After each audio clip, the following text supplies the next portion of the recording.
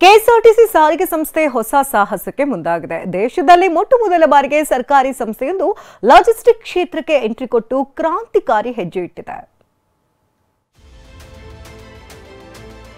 KSRTC ಇದೇ ಮೊದಲ ಬಾರಿಗೆ ನಿಮ್ಮ ವಿಶ್ವಾಸ ನಮ್ಮ ಕಾಳಜಿ ಅನ್ನುವಂಥದ್ದು ಕಾರ್ಗೋ ವೆಹಿಕಲ್ಗಳನ್ನು ಕೂಡ ರಸ್ತೆಗಿಳಿಸಲಿಕ್ಕೆ ಮುಂದಾಗಿರುವಂಥದ್ದು. ಕೆಎಸ್ಆರ್ಟಿಸಿ ಕರುನಾಡಿನ ಆಸ್ತಿ, ಕನ್ನಡಿಗರ ಹೆಮ್ಮೆಯ ಸಾರಿಗೆ, ದೇಶದಲ್ಲೇ ನಂಬರ್ 1 ಸಾರಿಗೆ ಅನ್ನೋ ಹೆಗ್ಗಳಿಕೆ ಗಳಿಸಿದೆ.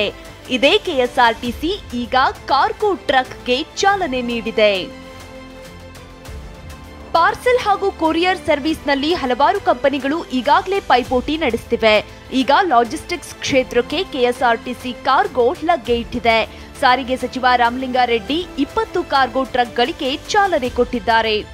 ಸಂಪೂರ್ಣವಾಗಿ ಇದು GPS ಟ್ರ್ಯಾಕ್ನ ಒಂದು ವ್ಯವಸ್ಥೆಯನ್ನು ಕೂಡ ಹೊಂದಿರುವಂಥದ್ದು. 6 ಟ್ರಕ್ನ ಒಂದು ಸಾಮರ್ಥ್ಯವನ್ನು ಕೂಡ ಹೊಂದಿರುತ್ತೆ. ಈಗಾಗಲೇ ಕೆಎಸ್ಆರ್ಟಿಸಿಯಲ್ಲಿ 800 ಬಸ್ಗಳಲ್ಲಿ ಕಾರ್ಗೋ ಸೇವೆಯನ್ನು ಈಗಾಗಲೇ ಕೆಎಸ್ಆರ್ಟಿಸಿ ಆರಂಭಿಸಿರುವಂಥದ್ದು.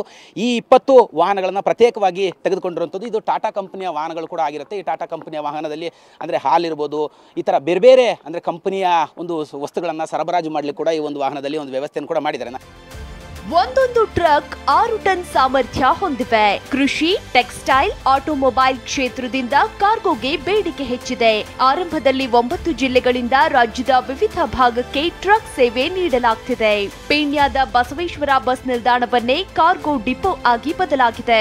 20 ಟ್ರಕ್ಸ್ ಇವತ್ತು ಇಲ್ಲಿ ನಿಂತಿರ್ತಕ್ಕಂಥದ್ದು ನೀವೆಲ್ಲ ಕೂಡ ನೋಡಿದ್ದೀರಾ. ಮತ್ತು ಅವರೆಲ್ಲ ಕೂಡ ನಮ್ಮ ಸಿಬ್ಬಂದಿನೇ, ಡ್ರೈವರ್ಸು. ಅವರಿಗೆ ಒಂದು ಜಾಕೆಟು ಕೂಡ ಕೊಟ್ಟಿದ್ದಾರೆ ಐಡೆಂಟಿಫಿಕೇಷನ್ಗೆ ಇರಲಿ ಅಂತೇಳಿ. ಮತ್ತು ದೇಶದಲ್ಲಿ ಒಂದು ಯಾವುದನ್ನ ರೋಡ್ ಟ್ರಾನ್ಸ್ಪೋರ್ಟ್ ಕಾರ್ಪೊರೇಷನ್ನು ಈ ಥರ ಕಾರ್ಗೋ ನಡೆಸ್ತಾ ಇದೆ ಅಂದರೆ ನಮ್ಮದೇ ಮೊದಲನೇದು. ಕಾರ್ಗೋ ಸೇವೆಯಿಂದ ಕೆಎಸ್ಆರ್ಟಿಸಿಗೆ ವರ್ಷಕ್ಕೆ 13 ಕೋಟಿ ಆದಾಯ ಬರ್ತಿದೆ. ಟ್ರಕ್ ಸೇವೆ ಆರಂಭವಾದರೆ ವಾರ್ಷಿಕ 20 ಕೋಟಿ ಆದಾಯ ನಿರೀಕ್ಷೆ ಇದೆ. ಇನ್ನು ಕಾರ್ಗೋ ಟ್ರಕ್ ಅನ್ನ 080026252625 ನಂಬರ್ಗೆ ಕರೆ ಮಾಡಿ ಬುಕ್ ಮಾಡ್ಕೋಬಹುದು.